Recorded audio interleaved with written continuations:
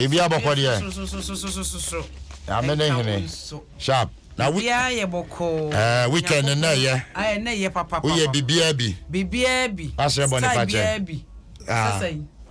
Ede ho Boniface. Anam se ebi ase. Jim FM. The bia wo di boni kakra. Boni se. Oh se. Se nyame be. Nyame ya se nye boni. Oza. Ye nyame ye no. Enye boni me nyame ne papa nko ano ye ma. Oza. Nti boni bia ni ba bia de me ye nyina nso so. Me a me twa mani na mbon kontre hwehwemu a eye. Oh okay. Ama wana raho. Go wenye bia anya nti na. Me nyina ye. Ana ade no so kra nye weekend nko a ene nyina me ye. Oh okay. Nyame afro nti na. Anonti wo. Jeti ato. Aba jeti ato. Yaga awazira na wati bibia sheda masa. Oh. Yeah. Ye frase ya. Yeah. But I'm praying that this week kid kaswa fo frase. Can free baby foforo. Ya samo. That's what so the ensam kwose wo ho. Free baby foforo. Ensam kwose wo ho. Kanene nka ya sha man. They say what you say din. Free baby foforo. Ensam no doso. Yeah. Yehwe bebre piepie democrat ani nyina ba ene obi a nka akire ho na me frase e de GT Ghanaian Times ena frase Ghanaian Times e de ababa waso no akuapem polo ose osre Ghana fo obi a wokita na daja emfoni bia no emfa meto social media bium ana aboa no nya no nka onwe ne senche ono ase na me bacha wo ose obi okuta na deja mfoni na yede na obi tumi nya na deja mfoni so ono amfa beto abonte so no di card bi toto ho deda ente bia na bia ba bedi wo phone so oh okay se bia bedi wo phone so a osere wo no de odi card toto ho no a wo kwotwe bie no se wo bi wo phone so kwasi o say obi wo phone so a da bi ekwapim polo de ekwapim polo de mini na ho de na wo ayi atwe obutantim de na bo me de trophy akwa ayi oba bre what ya said mini ne miss sheda e training me sa no me wo share me Facebook kra empredo do say e honumpo asamo se ukita ni new pictures ni bia osre wan kasa kra wo phone so no delete free so na wa anye attempted say wo de beba beto social media man free say ono an kasa odi gu ho no ne nyina wayi ohunu say afedi ahweye de ne be kwama nim afedi wapem ti say adene de wo frase asa but wo duru ba bi ne say bibi ehuna wa afi no wani aba ho so eno no na Ghana Health Service NHS say ase oman no ye ni nyina afri nyarewa wodo ewo oman mu nyina so malaria nyina ye ni afri so akodi baby baako enti ase malaria say de ewo se yakutia no na ahode an nke de kutia no ye free ho eno wo che se ye hwe eniema bi ye kakra na yenyi saa we no emfiri ho ne ye manamra ye ma ya ahode no efanso emegina we no malaria ne ko aye kutia no eso na kwase ye ko page 3 atafa to so me ensa ho a wa kire few rabi landlord why dey wa kire ya che no okoye dey o de okoye ye ne se landlord no ne mpana wakuno ata opoku waku landlord ne mpana wakuno na no memne de ye ewo dabo ase atoy mantemu ade wase waye ndɛn ye tese anadwo da suomu a efiefo na deda no na abante baako eti se kikiri bi ekoso ewo ni fie wura no edem enti eprono ne yatum nti oyaya na okɔ fechire ya kote empomem tempo no hu se ne mpana no Rita Opoku wada hokeja no hu se ene ade dem se bibi wom ene se odi mirika frefie ofo na mpaniampa pa womo eba ya na kyese papa jebi ono ne fiewura no dabo ase krobo eho enana womo tie wo atoyema ntem wakunu na nsem we no posipeni a wotonkra edema eye atoyema ntem posi sadom no mame Olivia Erabna Ediku ono enade emu nsem atodwa enti ewudie no egusu ekoso na bana headline da ha no pay ewo Ghanaian Times sim eye enipa be sedu ya ye kire womo from 2019 ana 2019 September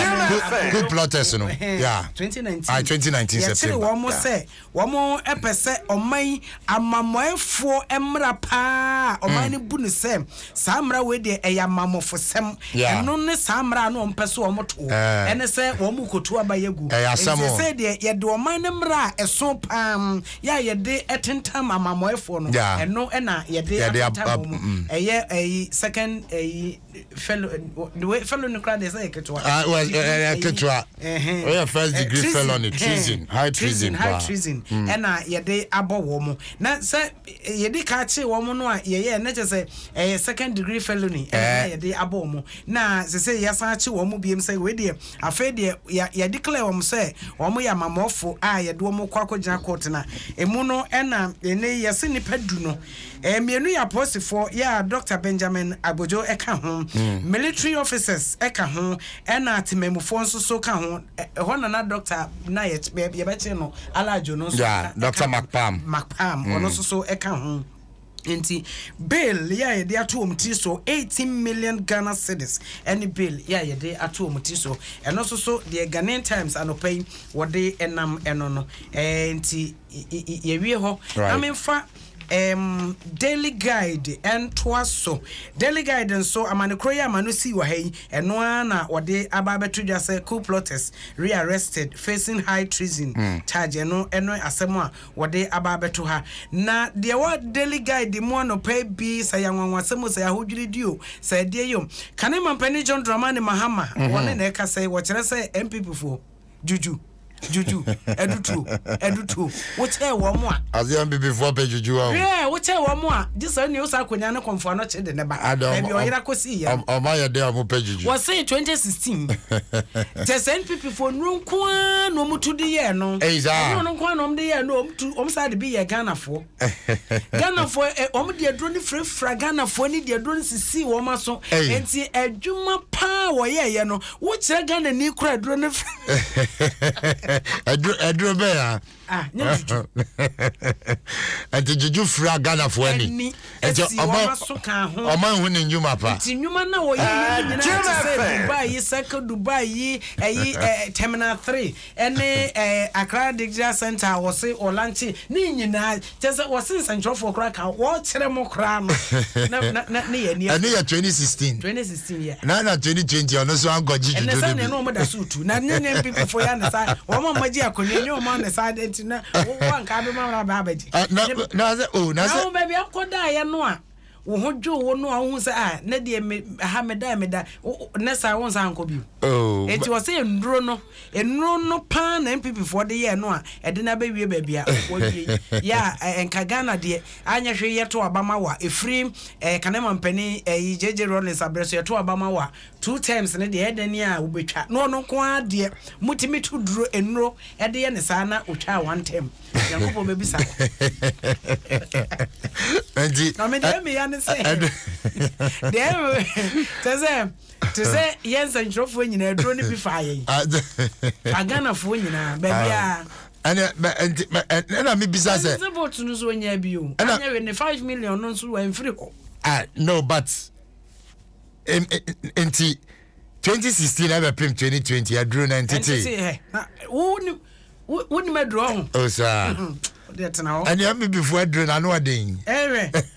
woni maduro aduro no bi enam this wonya dade e betimi twa dade mu ansan wonya ho atete enti eno no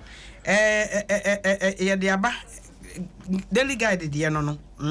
yanko okuni daily graphic wono so de ne de enam na wo chese ejaben an lawyer kisi ejaben yeah so nim sa papa no waben ena yese Legon se wono odi ni dwuma efri Yes, say I'm special hospital. Special hospital. I'm sure ya. Amano. Nidino. Ono na say pencil no nam ne din ho. Twitwa ne din asesa. Enti special prosecutor office no a Yewura Martin Alamisi Ben Kaiser Abidu. Woja to ho no. Lawyer Kisie Jaben ena ye den be kwa kwotena saa asoye ho. Enti anopai daily graphic nso edenam ena wabo ya manene say oba Kotoka International Airport COVID no say eshutu ho papa anya easy o na dia anya easy o ne benam na so ne benam ya chewo ewai aja yanko na onne dia ne bode yante eyi na won say abantie bi a wo hwere ne nkwa ewo Asante Achim ho baabi na ewi eche na busuafo nse aposifo na eku no omse hey enti yekoye eyi postmortem ne baaye no ena ba ne se akomayare ena eche no ema ne wuye na abusuafo no ye se debi wo mo de hye no wote apopa ansana sa Asante Achim adom fe de hye ena sa asem no koto no enti wo mo nte ase enti eye sa ma na asem no ewo asenie bia ema ye de ehun nsem no sa ma Professor Jimabedu akosa biem se ka pathologist pa wo Ghana ha se ya utimu se so ebi afa na obi di na chi a wo ba ene e dan ma ne se ne abusua no so mo nte ase sa de a wo no nso mmachire no wonkonkoye no nso bo achi na obo achi na ode ba ne yes o se debi ade ne ayi akoma heart attack bia na chi nipa ma ne wuye ene heart attack shock sade msese posifo no so ni mu ne sade enema kokoko ye enti ehu shock ayamse na hent nye akomayare sade edi ka beto odwase enti wo se first postmortem na yi na ye konfonoche pathologist bi na ye enso wo se nye sa na ade ne ti abusia oba Facebook a story aye ka ho asem ye da ha bra Facebook na fe behwe wani so ade abrante no wu ya pa o court ne se wo sade ya ka no se gu ne boa court no so oje Professor Kosa de no mum ene tum say ya ne yasie emu ne deda sanya sa de a ne nka e wo so o musan ekotu esan ba biem na so pe wono no ne nim de ye a wo no watumi aye ama na ye yi a kira de cropot ya ekum na enye heart attack said edi kai bayan The Daily Statesman anopai wono so kasa wo ha wo de nsem bebraba na no dan kwakufo ado wo chima PSA na kasa yi wo se we mo MMDC no ade no mo ani atra mo nton ani no timi nyina na atra nton no wo appointment no emfa mo ho atra MMDC no on say ebi mo dwen say omo ye smart ama they say omo wo ho a na ne omakwa hemfie nana onkwa so ne additional kakra to the envelope kakra to so nana monka bi ma me ne ensan retain me nana no maba reappoint Achiabutan team as DC reappoint Fojo as MC and no grandpa de meba ma so man pani refia and the me kind of emblem what's this such a central ama pani Achiabutan team me kroma twa ka ho sharp na ye ne saade na obeye pa pressure pan kam de be mo ma ya twa kwa yi ebo wo so mo ye kwa twa kwa ni pe fa so enya yize o so wonim asa kwa ni pe fa so enya yize o na ma no dem se uko mountains ne time so enya yize na wo hwe ayi VIPs ni pa dodo e ko ho pa e kwan we yentumi nye kwa sa kwan we yentumi nye age se oman no no shock me just yet na wa ma ka bi komuntum shock me ansana na because actually kwan we pa ni pa dodo the last time I make call na omagiso that's what is that we dey see ehuna bre yatin so agai ye hu brati agai asemo me kwa ye bi wo ho na omagiso keke na say de mate say ye de ama contract ama contractor no so ani abre pa na emum wo mo mfa nkoso kwam ensan yenye ne preconference say atwa kwa wonim say that bia unsa mampoku na ho no yeah sa kwan na da ho problem wo problem wo Kevin Musano ena eye kunu so ho pone enti se ye transia dako asemo se bre bi se ebugu mu ekunu so esemu pa o me mentumi sho feza mentumi ye tra wa mebugum ti se de bre bi ye na afei emfutro mo boye wa twa bonten so na nya sem ketwa enti adenti na ye ntumi enye ho no so ntum Ghana ye problem ba ko no se ekwan ba ko a ho na kasa kase yenya train credit be fa so bi asemo yenya train credit be fa so bi ntu ba twa kwa ni de omonye in fact me nya Rose Minister me bisana ma me bisana pa se atwa kwa na da ben wo mu dwiri wo sa kroketu enye easy o sika district no edwiri enye easy o sa kroketu anu mu no ye ti kro nya bi and then apart from see so nsu akoton no kura na no aka no yeah enti omunye na mo fa DC ni ma no mo fa ma omo de ma me say ya no de nka nanado nka ho badwo me ekoyi ana ma kenkoyi ana ma bochi na tie be bi ni ekoyi so hum de no so mo fa ma esi ohene so akra Kenya bad mo fa ma no akra juma no be ye ka kwan asemu ya wunia na no na achimabu akwa na nanom eko mampani na so na enkasa mu no requester omde komo mampani ebisade ene se adaroma ensawom ne apedwa junction ne kwan no wonye ne duwa na me se na nanom pa eye de na de na yan fani nyina mfra se sa eye enkrakuma se kwantempon ne de enkayema ba bia enjinam enye duwa se be ya kan kwansia no eso be se sa wo sa udru unam kumase kwan so na se udru nkokọ ho be bia ma ni kofo ye ya o sa hwede pa hwede na wonna na mo ana sa kwotiti si baabi no mo ana se na ora ho kwasi o se oman na atimu no ya de hiade enye amanyofo na de hiade dabi na adan omanfo ne de hia ye no eni ne hia mo wo de omo dwuna ne kwan ba ne mefa so a menya menes on say dia tia ni say ne papemu a enu ti ne di decentralization by wo ko say de e be ma DC o de ni say na den wanje kran kan be mu awa DC wo de ni say nka wo ni kromofo be sinkonya no we bi so mo say okay development no e die ne hia mo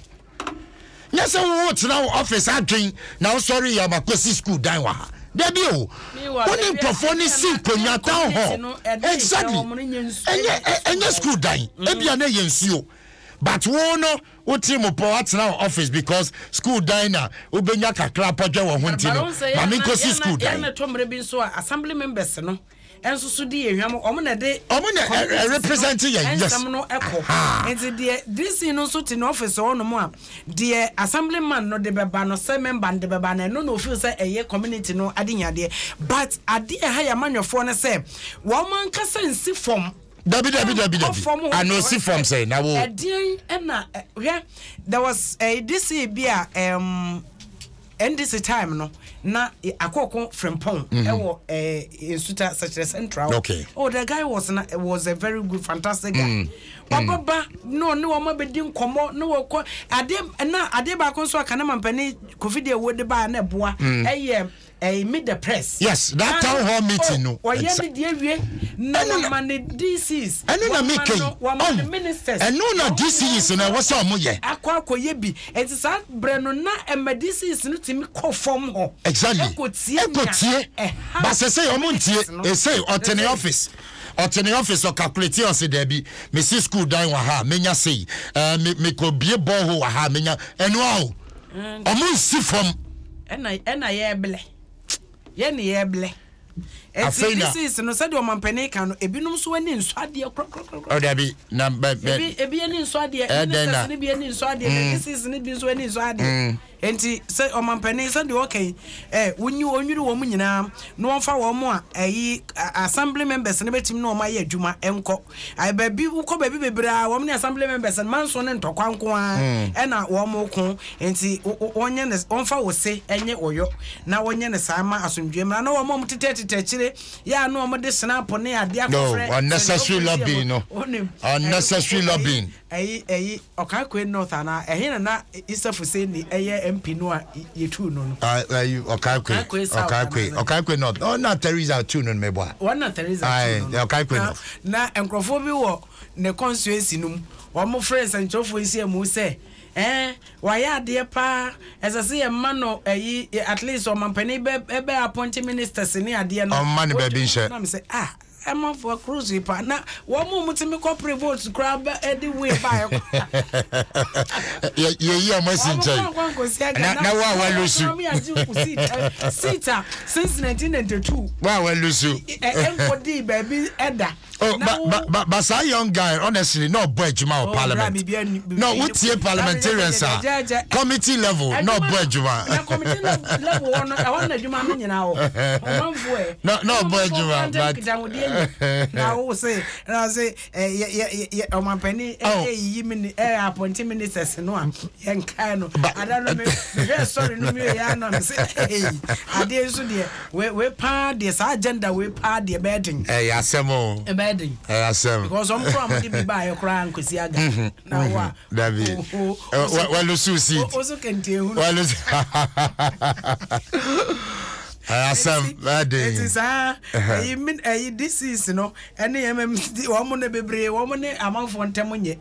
enti eba ne say dia na koye asem bebre omo moshi dodo na embu na nanom chese yenya de omo across DCMC ni de omo pe na omo yo na onim kwasi no ye ade ba ko pe ma ye bre se Ghana